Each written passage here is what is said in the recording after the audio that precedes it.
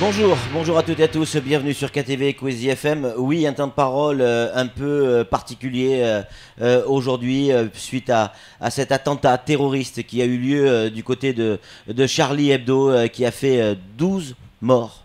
Tout simplement incroyable cet acte de barbarie qui s'est passé dans la salle de rédaction de Charlie Hebdo pour essayer de comprendre l'interprétation, j'allais dire, comment on peut vivre ça de l'intérieur, et notamment quand on est un élu, un parlementaire. On a avec nous le sénateur Tani. Monsieur le sénateur, bonjour.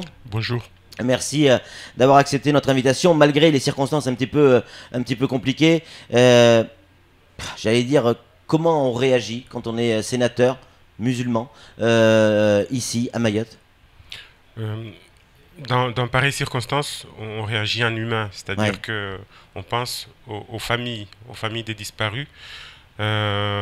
C'est dur pour ces familles-là, c'est dur de se lever et de se dire que dans le paysage de la France, du monde, parce que ces artistes étaient connus partout dans le monde, eh bien, ils ne seront plus là. Euh, la liberté d'expression est aussi écornée. Et voilà, c'est ça les premières réactions.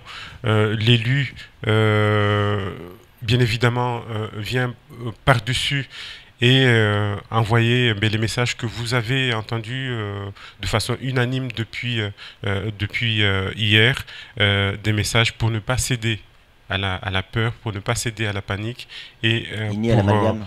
pour être solidaire. Et les messages de non-amalgame, bien Mm. évidemment. Mm. Monsieur le sénateur, comment à Mayotte ça réagit? Comment la population, comment vos électeurs réagissent? Comment on interprète ce qui se passe? Parce que voilà, Mayotte, terre musulmane, évidemment, on le sait, c'est compliqué à vivre ça. Alors, les événements ont eu lieu hier, rapportés ici dans l'après-midi. Oui. Il faudra plus de temps pour voir la réaction de la population, mais sans risque de me tromper, je sais que les Mahorais sont très touchés. Euh, combien de fois nous rappelons que c'est une terre de paix ici. Je renvoie au choix politique et institutionnel de Mayotte qui n'ont été guidés dans le passé que par une chose, c'est la paix, la Oui. liberté, la tranquillité. Et puis viendra aussitôt le sentiment de frustration ou en même temps le sentiment de frustration, de la peur d'être assimilé à quelque chose qui est aux antipodes de ce que c'est que l'esprit, le comportement de cette population. Moi, je dirais que, après avoir parlé des victimes directes de ce drame, parmi les victimes, le mot, pardonnez-moi s'il est mal choisi, les victimes par ricochet, euh, eh bien, la catégorie de population de Mayotte, eh bien, se trouve vraiment entre le marteau et l'enclume parce que on se reconnaît pas. On se reconnaît pas dans ces actes-là. Moi, hier, j'ai été au contact avec ma collaboratrice au Sénat qui dit que les gens sont atterrés là-bas, bien évidemment. Et elle me disait qu'elle imagine, connaissant Mayotte, connaissant comment les gens sont ici, elle imagine comment les choses peuvent être ressenties durement ici aussi. Il y a autre chose qui vous a touché, on en parlait tout à l'heure hors antenne, c'est ces deux fonctionnaires de police qui ont trouvé la mort dans des circonstances incroyables. Vous avez vous-même refusé de voir cette vidéo qui circule sur Internet. Des fonctionnaires qui perdent la vie dans l'exercice de leur fonction, c'est quelque chose qui vous touche, hein. Là aussi, il n'y a pas de mots. Ce sont des personnes chargées de protéger. Euh, il n'y avait pas lieu de finir ce fonctionnaire de police de cette façon. Mm. Il était à terre, il était désarmé. C'est vraiment au-delà de l'humanité. Il n'y a pas de mots pour ça. Vous savez, nous vivons dans un pays qui ne justifie la mort volontaire sous aucun prétexte. C'est pour ça que nous avons aboli la peine de mort depuis 1981. On peut dire tout ce qu'on veut, on peut discuter de tout, mais c'est interdit, c'est aboli ça de donner la mort pour quelque raison que ce soit. Et quand on sait que dans ces circonstances-là, eh bien, vraiment, moi, c'est là où justement les questionnements les plus primaires peuvent jaillir. Et c'est là où il faut faire appel au ressaisissement, il faut faire appel au calme et ne pas tomber dans le jeu de ces terroristes, de ces criminels. Mmh. Évidemment, tout le monde est attristé par ce qui s'est passé. Est-ce que vous pensez que ce qui s'est passé donc à Charlie Hebdo, cet attentat terroriste, peut avoir, j'allais dire, une incidence sur la liberté d'expression? Est-ce que aujourd'hui, il faut se poser la question, est-ce qu'on doit sortir cet article ou pas? Est-ce qu'on doit parler de ça ou pas? Est-ce que on doit réfléchir à deux fois ou on doit faire comme s'il ne s'était rien passé? Je pense que la liberté d'expression sera l'élément qui souffrira le moins de cet événement. Au contraire, je vous connais, vous autres journalistes. Moi aussi, je suis avocat. Nous savons ce que c'est que la liberté d'expression et c'est pas ce qu'il y a de plus c'est pas ce qu'il y a de plus à craindre. On a commencé à le voir hier venant de tous les pays. Les collègues des disparus, les satiriques de tous les pays, eh bien, n'ont pas hésité à condamner, à dessiner, à s'exprimer. Mais quand même, tout ceci à des conditions. Ce n'est pas la première fois que notre pays est terriblement frappé de cette façon. Notre pays n'est pas le seul à avoir été frappé. Je pense qu'il y a deux exemples à citer et les choses seront suffisamment éloquentes. Le 11 septembre aux États-Unis et les attentats de Londres. Aux États-Unis, ils ont changé leur législation. À Londres, ils n'ont pas changé leur législation. Mais dans les deux cas, la solidarité nationale a fait que je pense qu'un pas vers la liberté d'expression, un pas vers la lutte contre le terrorisme et le fondamentalisme a été franchi depuis ces événements. Sam en parlait tout à l'heure, il expliquait, il disait que, et certainement à juste titre, que Mayotte avait choisi la France pour ses valeurs. Et parmi ses valeurs, il y a cette notion de liberté, liberté tout court. Liberté d'expression est un sous-chapitre de la liberté. Quand on voit qu'elle est touchée à ce point-là, cette fameuse liberté, est-ce que ça interpelle? Bien évidemment, c'est pour cela que j'avais renvoyé tout à l'heure au choix institutionnel des Mahorais, qui, nonobstant les croyances des uns et des autres, eh bien, il n'y a eu qu'une direction quasi unanime, c'est le choix de la France, parce que c'est avec la France que nous serons libres. Eh bien, oui, il faut rappeler ces moments-là. Vous avez bien fait de rappeler cette évidence pour les Mahorais. Ouais, cette évidence pour les Mahorais. On se souvient de cette phrase, de ces phrases qui existent encore aujourd'hui, on les entend, les chatouilleuses et les héritières des chatouilleuses qui disent « On a choisi la France pour être libre ». On s'en souvient. Et ici, à Mayotte, ça a une consonance particulière. Flo, une question. Est-ce que, de votre point de vue, dans les chaînes de traitement de l'info en direct, qui n'ont pas le temps du recul, on ne met pas trop en avant l'aspect musulman, plus que l'aspect tout simplement criminel des auteurs? C'est une tendance que l'on peut observer. En même temps, voilà, ces chaînes d'information,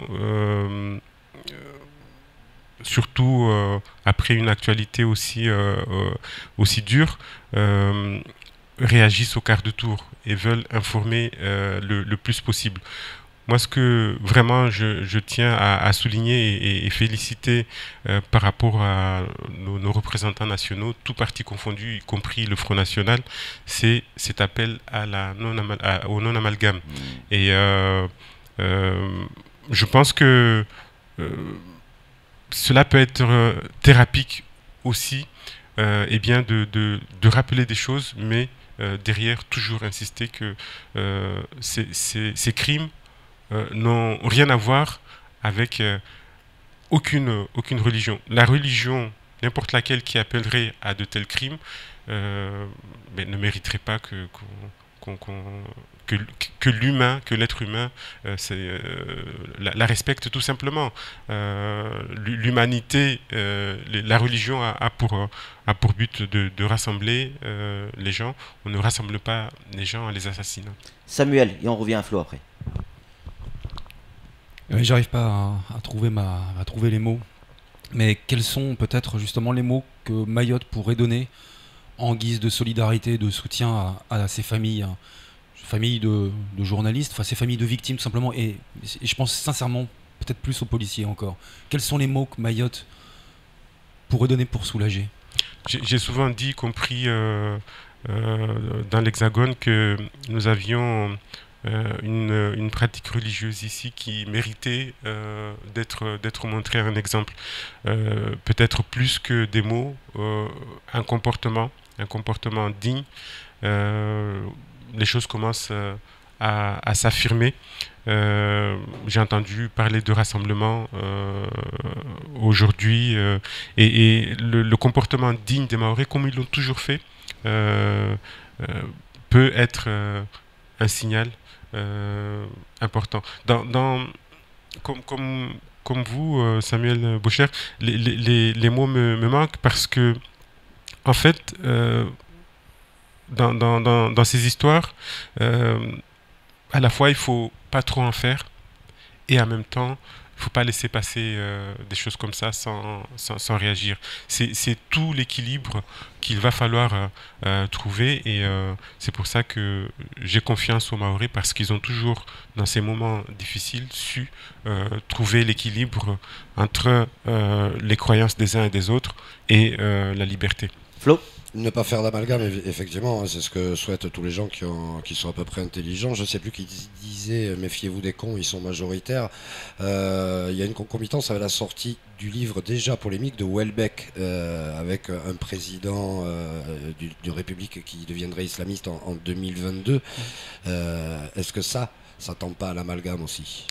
Si, avant lui, sans le citer, Zemmour et compagnie, ce genre d'ouvrage est bien fait vendre, faire peur. Quelque part aussi, ça fait vendre, ça attire l'attention. On ne peut pas, justement, dans un pays de liberté, se prémunir contre ces tentations d'amalgame. Mais nous avons suffisamment de valeurs fortes dans ce pays, et c'est vraiment la substantifique moelle de ce qu'il faut retenir des réactions unanimes d'hier. Nous avons suffisamment de valeurs fortes, et notamment des valeurs de résistance à tout ce qui est à tout ce qui menace la démocratie, pour pouvoir relever la tête et repartir du bon pied. Allez, Sam, sous forme de conclusion. N'est-ce pas là le paradoxe, justement, d'écouter un certain Éric Zemmour qui a contre l'islam des propos absolument odieux, ou Michel Houellebecq qui, dans son livre, parle de soumission et de déclin de l'Occident. C'est pourtant la liberté d'expression. Eh oui. Exactement. C'est une question, et la réponse est dans votre question. Alors, dernière question, monsieur le sénateur. On a reçu énormément de messages des hommes politiques mahorais qui souhaitaient réagir dans cette matinale. Alors, on ne peut pas recevoir tout le monde, évidemment, on s'en excuse auprès d'eux. Mais parmi ces messages, il y avait celui de Sarah Moussoun qui dit ce qui s'est passé à Paris aurait pu aussi se passer à Mayotte. Est-ce que aujourd'hui, il faut être vigilant? Est-ce qu'aujourd'hui, il faut regarder de plus près ce qui se passe autour de nous? Est-ce qu'aujourd'hui, il faut regarder de plus près ce qui se passe dans certaines mosquées, certaines tendances? Est-ce que, je ne dis pas est-ce qu'il faut en avoir peur, mais est-ce qu'il faut être vigilant? toute forme de fondamentalisme, et le fondamentalisme a tendance à se généraliser, et notamment ici, mérite qu'on y veille comme du lait sur le feu. Encore plus ici, j'ai envie de dire, parce que naturellement, comme je l'ai dit, il n'y a pas de difficulté de coexistence lorsqu'on parle de ces sujets religieux, mais le terreau est fertile, parce que qu'est-ce qui pousse à ces extrémités? C'est eh bien les conditions socio-économiques difficiles avant tout. Défavorisé. Voilà, l'exclusion. L'exclusion, c'est pour ça que moi, très tôt, dans le monde associatif notamment, je me suis attaqué à l'exclusion notamment des plus jeunes. L'exclusion plus que toute autre chose, il n'y a pas d'histoire de couleur, il n'y a pas d'histoire d'origine, il n'y a pas... L'exclusion, c'est un terreau fertile pour le fondamentalisme. L'exclusion est un terreau fertile pour le fondamentalisme. Merci, sénateur Tani. Vous pouvez rester avec nous si vous le souhaitez, car dans quelques instants, on va accueillir El Mamoun, le porte-parole des cadis. On va en parler, on va essayer de débattre, comme vous le disiez très justement, sans trop en faire. Mais non, il ne faut pas passer à côté. Non, il ne faut pas faire comme s'il ne s'était rien passé. C'est tout pour ce premier temps de parole. Tout de suite, la suite de nos programmes.